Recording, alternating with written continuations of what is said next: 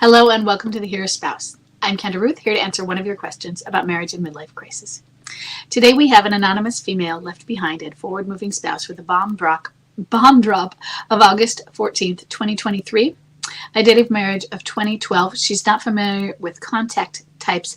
She has a high-energy replayer. She says, I'm not sure if this is MLC. I took the online quiz and it said it was.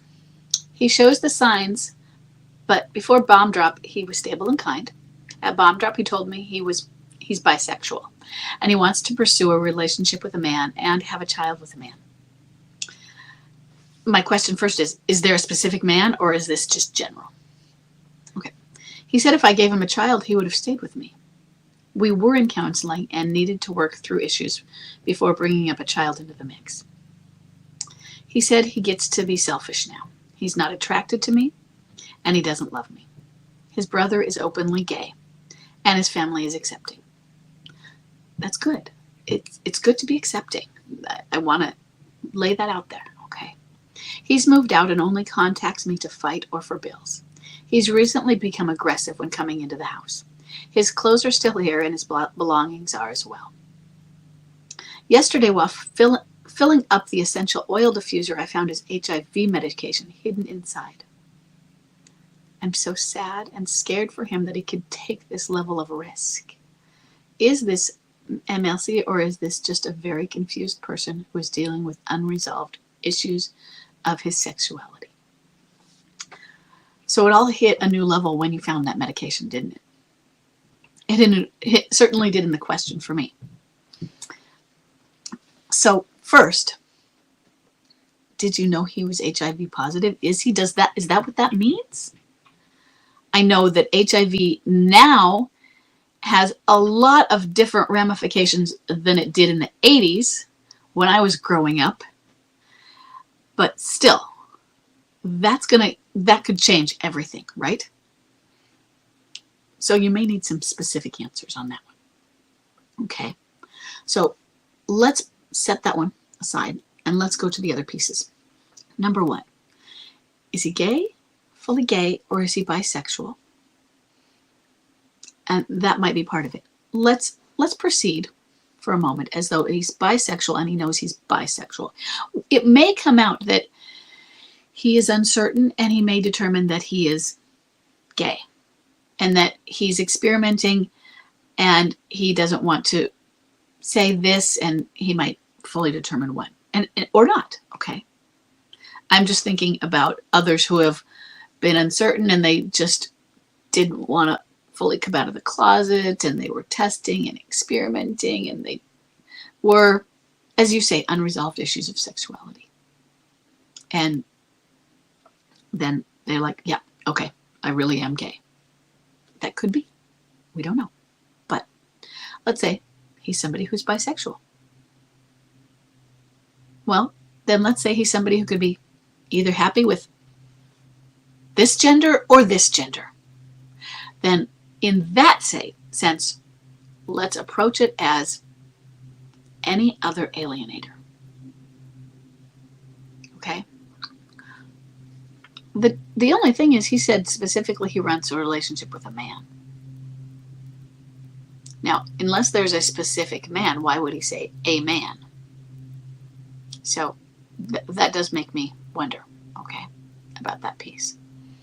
But if he's bisexual, really what I want you to do is I want you to treat him like any other MLCer. And I would want you to do that anyway in the sense of grace. He may, I don't want to use the words sexually confused in the sense as though we're thinking, oh, you're just really confused on your sexuality. Maybe he's not. Maybe he really does know he is gay and he's just scared and he's been in the closet. I don't know that. I am not saying that he is for you, but I'm not saying he isn't. I'm not in his head. And I'm sorry. I'm sorry you're going through this. I'm sorry that you have been pulled into this. Because there's nothing wrong with being gay. And I am glad that his family, his family is accepting of having someone in their family, of being gay. That's a wonderful thing. But it is very difficult when You are married to someone, you are in a heterosexual relationship with someone who is realized, I don't want to say decided, I want to say realized that they are homosexual, because that's got to be really challenging, really painful to come to that realization that it's just you love each other, but you don't want to be Will and Grace. Maybe you want it to be something else. And how do you transition to that? Or do you need to, because it's really not that? So right now what you need to do is get through this aggressiveness. Maybe he's feeling the aggressiveness because he's angry at himself, because he's scared. So no matter what, I want you to approach the situation with grace. He's scared. You're scared. This is a scary time. He's saying some things. Maybe he does want to have a child, regardless of whether it's with you or somebody else. Chuck was taunting me when at Bomb Drop we had been working on not having a child yet. We were planning on getting ready to start a family. And at that point we were saying, oh, are we going to start a family in January next year? Are we going to stop? I had already gone off of birth control and as part of the planning for it.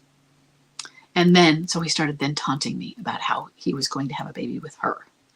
It was a taunt. I don't know if what he's telling you is a taunt or a fantasy or a dream or actual plans.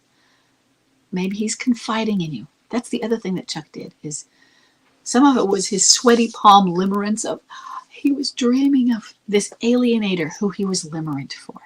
And he was telling his best friend about this woman. He was just, and this is his wife that he's telling, but he was so sweaty palm limerent that he had to share it with his best friend. So it wasn't really connecting, you're really hurting your wife, who happens to be your best friend you want to share everything with. So is he trying to share that with you, or is he trying to taunt it with you? Because Chuck would cycle, and then he's taunting it with.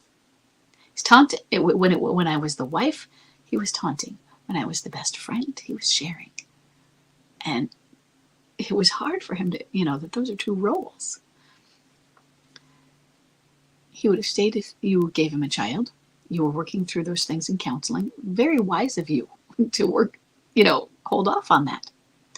He gets to be selfish now. Yeah, that's a midlife crisis line. But you know what? Is this MLC, or is he just a confused person dealing with unresolved issues of his sexuality? Somebody can deal with unresolved issues of sexuality as a part of their midlife crisis. So that can be part of somebody's midlife crisis. A coming out as gay and a realization of their homosexuality could be part of their self-development and their realization that comes through their midlife crisis. So it doesn't mean it's not a midlife crisis. Okay, those two could be the same thing. It's not mutually exclusive. But if he's gay, he's gay. So what does that mean for you? It means that you still approach the situation with grace. Okay? He's moved out. He only contacts you to fight or for bills. He's become aggressive. That's where your grace is going to come in. He's feeling a lot of anxiety. And so he wants to be a puffer fish. Puff up, because I don't know what she's going to do. So I am going to put a wall up so that she can't get in. I'm going to be mean so that she can't break through. So I deal with a husband who has an anxiety disorder. And when the anxiety is especially activated, it's active all the time, but when it's, so that's why I said especially activated, I compensate. It just naturally I get very calm, and it just seems to overcome me, almost as though it's a reactive response. I get extra calm. Sometimes I say it in my head, but my body already does it. And so I want you to automatically work on automatic calm. When you see anger, I want there to be this calming response to it, almost as though it's a reaction. When I see anger, I react with calm. And it's the opposite of what we normally do. So I want to learn grace and calm. So he calls you and he's really angry. Take a deep breath. You know what? I want you to put on this calm voice. I'm picturing you on the phone with his anger. Okay? But if you're not, hi, how are you doing? Or, oh, okay, you wanted this bill. Speak with the soft tone, just like I'm trying to do now, in these lilting ways. And just get him the bill that he wants. And then go on your merry way. It's about tone right now. We're going to do everything with an undercurrent of empathy as well. Right now, I'm not looking at standing or not standing for your marriage.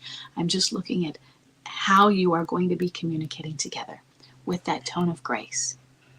Because we're gonna figure out, and he's going to figure out, he has to figure out his unresolved issues of his sexuality, because that's what we are.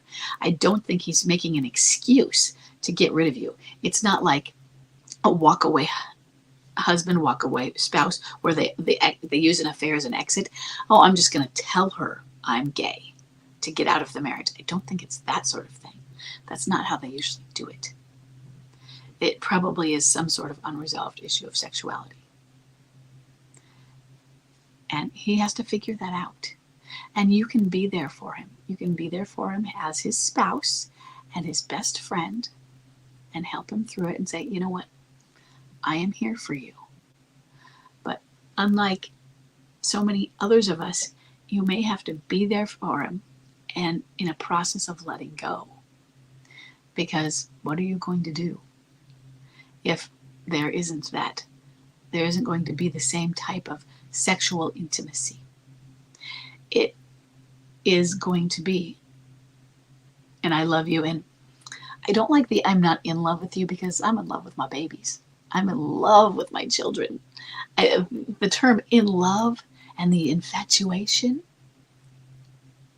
it's just a different way of being in love, but I am infused with love for them.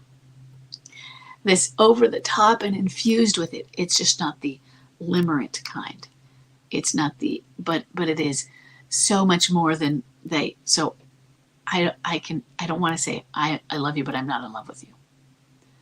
I would say Will and Grace are, it wouldn't even be fair to say they weren't in love with each other. They were, but not, but still not sexual. But it went everywhere but that, even on them. And so you can still be the best of friends.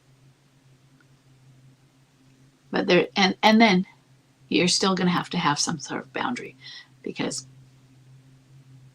Will and Grace needed to have relationships, and they needed to have an intimacy with that person. And that's got to be really hard for you, if that is the choices that he makes on his sexuality. He has to be allowed to do that. So there comes a point. You can choose to stand, and you can stand for your marriage, and that means not choosing another person. But if his sexuality is going to be geared toward men, there's not anything you're going to be able to do about that. And I'm really sorry for that. But if it's not, or if he's bisexual, then that's different. And I'm not an expert in that at all, okay? But I want us to have empathy and grace and acceptance for all of those. If somebody is gay, if somebody is bisexual, if somebody is confused and uncertain, I want us to have grace and love for them in all of those places, and to hold them in our heart for all of them. Okay? So it's hard for us, but he needs your, I don't know if understanding is the right, understanding is the term in the sense of empathy. I mean, that you might not understand, but grace. I guess grace is the encompassing word. Okay? So work on your detachment, because I want you to get there. You need to detach from that anger. That it's really not personal. It's his fears that if you're confused and unresolved and you're scared, then you do take it out, especially when you have anxiety. Trust me, I deal with somebody who has anxiety, and it does come out as fear and anger and a lot of projected blame at others. And so he might, you've said here, aggressive. He's become aggressive. Okay? And so we want to put boundaries up against it, but we also want to understand why he is being that way. And it's often fear-based. Okay? So grace to you to give grace to him. Give radical acceptance. Give radical acceptance, compassion, and empathy. I hope this helps. And I will see everybody in the next question.